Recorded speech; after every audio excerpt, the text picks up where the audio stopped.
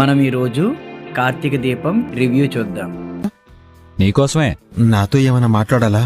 చాలా మాట్లాడాలి. చెప్పండి బ్రదర్. ఎక్కడి నుంచి మొదలు పెట్టాలో అర్థం కావట్లేదు. నా దగ్గర మీకు మొహమాటం ఎందుకు? చెప్పండి. మొహమాటం అని కాదు, మాలిని గారు దక్షిణామూర్తి గారు అన్న మాటల గురించా? మాలిని గారితో దక్షిణామూర్తి గారితో జోస్న అన్న మాటల గురించి. ఏం చెప్పాలనుకుంటున్నారు బ్రదర్? ఏంటి బ్రదర్, జోస్న అలా మాట్లాడేసింది?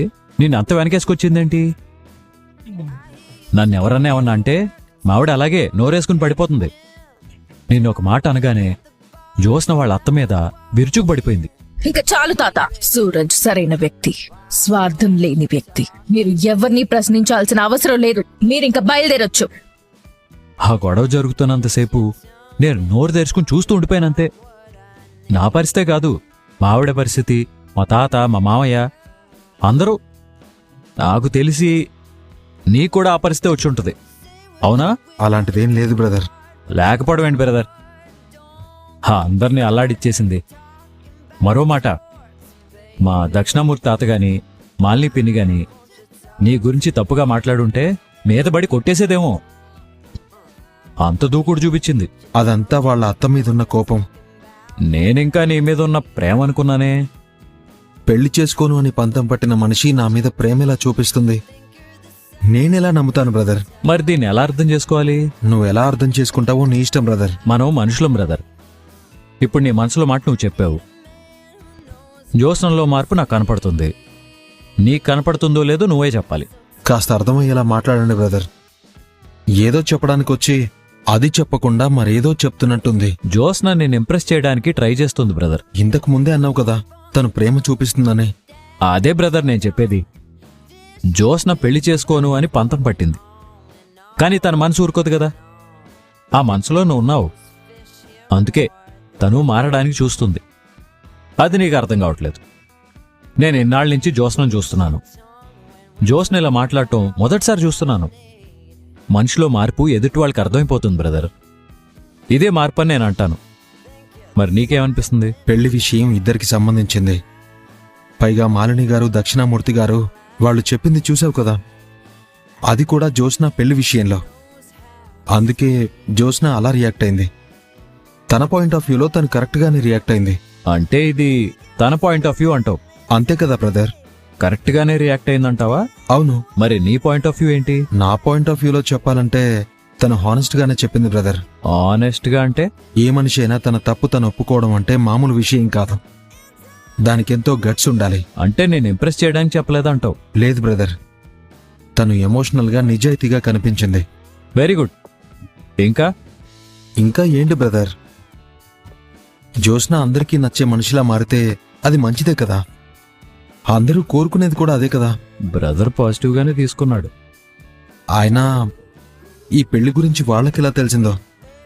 మా ఇంట్లో ఉంది కదా ఒక మందర, ఇది ఆవిడ పనే. నాకు తెలిసి ఈరోజు మా మందరకి సకుటుంబ సపరివార సమేతంగా సన్మానమే.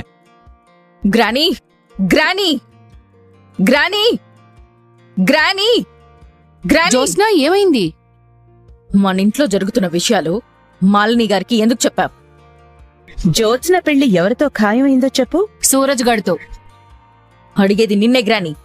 ఆ మనిషి గురించి నీకెందుకే? నేను అడిగిన దానికి సమాధానం చెప్పు. ఎందుకు చెప్పావు? ఫోన్ చేసింది. చేస్తే నీ గురించి అడిగింది, చెప్పాను. అదే ఎందుకు చెప్పావని అడుగుతున్నాను. మాలిని సంగతి నీకు తెలుసు కదా, మనం చెప్పకపోయినా చెప్పేలా చేస్తుంది. ఫోన్ వెంటనే పెట్టేయొచ్చు కదా. అది వదల్దే. నువ్వు మాలిని గారితో నా పెళ్లి గురించి చెప్పడం వల్ల తను ఆఫీస్కొచ్చి గొడవ చేసింది. ఆఫీస్కొచ్చి గొడవ చేసిందా? అవును మమ్మీ. ఏం మాట్లాడింది? జోత్స్న పెళ్లి గురించి. తనకెందుకు? జోత్స్న కూడా అదే చెప్పింది.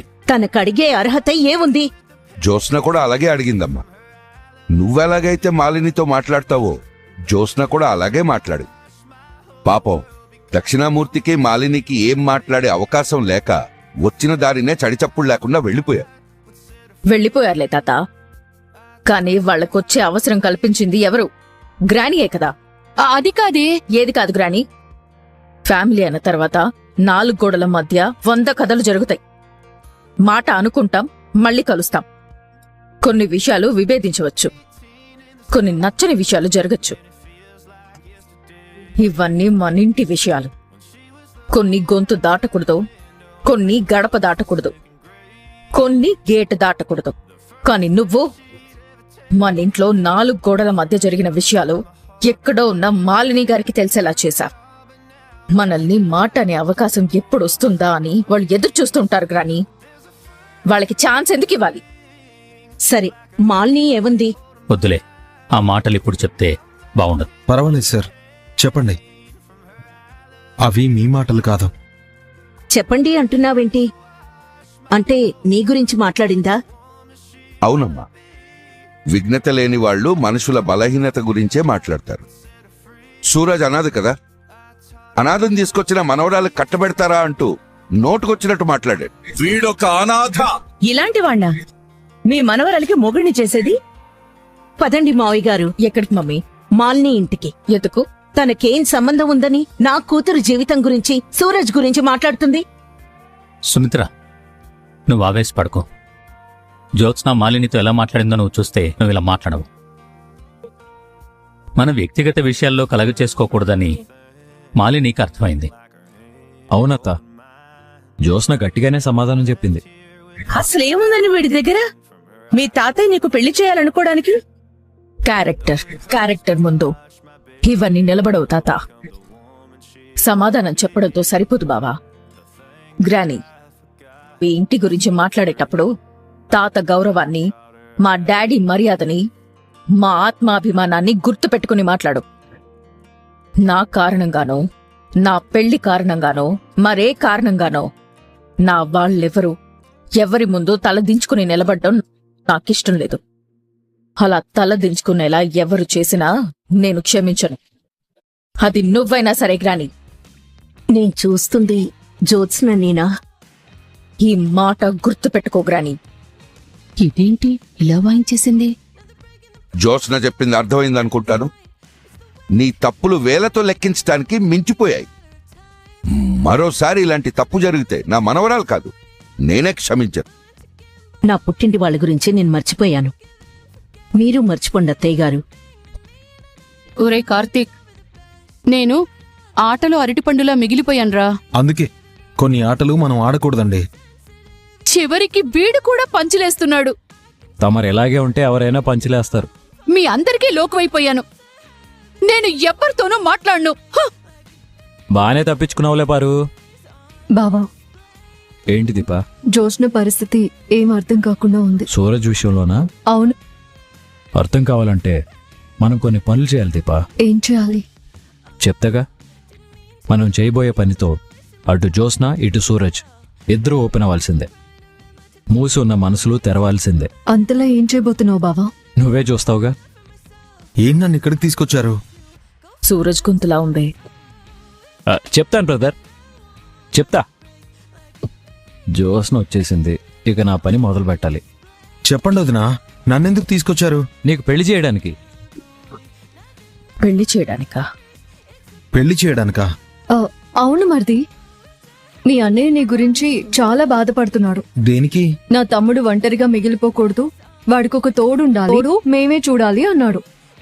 అందుకే బ్రదర్, రాత్రి పెళ్ళిళ్ళ పేరుకి ఫోన్ చేస్తే కొంతమంది అమ్మాయిల ఫోటోలు పంపించాడు. అవి నీ ఫోన్కి సెండ్ చేశాను. ఓపెన్ చేసి చూసి వాటిలో ఒక అమ్మాయిని ఓకే చేసావంటే నీకు అన్నా వదినలుగా మేమిద్దరం నిలబడి పెళ్లి జరిపిస్తాం. ఇప్పుడు అవన్నీ ఎందుకు బ్రదర్? ముందు చూడు బ్రదర్, ఫోన్ది ఓపెన్ చేయి.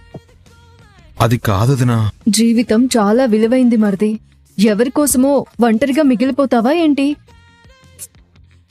నేనెవరి కోసం మిగిలిపోతాను? ఈ మధ్య కొందరు జీవితంలో పెళ్లి చేసుకోవని శపథాలు చేస్తున్నారు. నువ్వు అలాంటి శపథాలు చేయాలనుకుంటున్నావేంటి? అలాంటిదేం లేదు బ్రదర్. అయితే ఫోటోలు చూడు. చూడు బ్రదర్, వాళ్ళలో నీకెవరు నచ్చారు చెప్పు. ఏంటి అలా చూస్తున్నావు? నీకు నచ్చితే సరిపోతుంది బ్రదర్. ఎందుకంటే వీళ్ళు చాలా మెచ్యూరిటీ ఉన్న అమ్మాయిలు. అనాథని మరో కారణం చెప్పి మనుషుల్ని మానసికంగా వేధించటం, అవమానించడం చేయరు. పైగా వీళ్ళందరికీ నీ బయోడేటా పంపించాను కాబట్టి నేనేమీ అడగరు. నీకెవరు నచ్చితే ఆ అమ్మాయితో పెళ్లి చేసే బాధ్యత మాది. అవును మరిది. అది కాదొదినా. నీ టెన్షన్ నాకు అర్థమైంది బ్రదర్. ఇంతమందిలో నీకెవరిని సెలెక్ట్ చేసుకోవాలో తెలియట్లేదు. కాస్త సెకండ్ ఒపీనియన్ కావాలంటావు. ఇదిగో ఈ బ్లాక్ డ్రెస్ వేసుకున్న అమ్మాయి అయితే నీకు పర్ఫెక్ట్గా మ్యాచ్ అవుతుందని మాకు అనిపిస్తుంది. నాకు కూడా అలాగే అనిపిస్తుంది బావా. జ్యోత్స్న కంటే అందంగా ఉంది. తన గురించి ఇప్పుడెందుకు? తను పెళ్లి చేసుకోనని కంకణం కట్టుకుని కూర్చుంది కదా. కంకణం కట్టుకున్నా కడియం వేసుకున్నా ఆ మనిషి గురించి మనకెందుకులే దీపా. ముందు ఈ అమ్మాయి గురించి చూడు. ఇవన్నీ వద్దు బ్రదర్. వద్దు అంటే నచ్చలేదా? పోనీ నీ మనసులో ఎవరిని ఉంటే చెప్పు, వాళ్ళతోనే మాట్లాడదాం.